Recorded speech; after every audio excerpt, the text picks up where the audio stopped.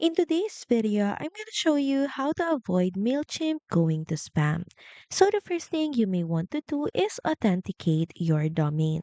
And to do that, inside your Mailchimp dashboard, click on your profile icon at the top right, then click on Account and Billing.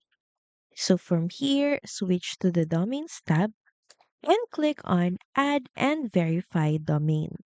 This proves you're a trusted sender and email providers are less likely to flag you. Next thing you may want to consider is using a clean subscriber list. You can manage your subscribers list in the audience page.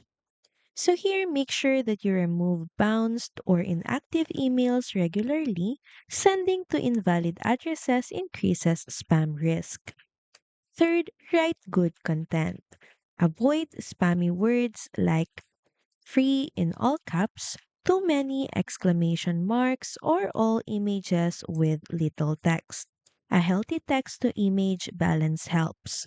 Finally, include a clear unsubscribe link and a recognizable sender name. If recipients can easily opt out, ISPs see you as legitimate.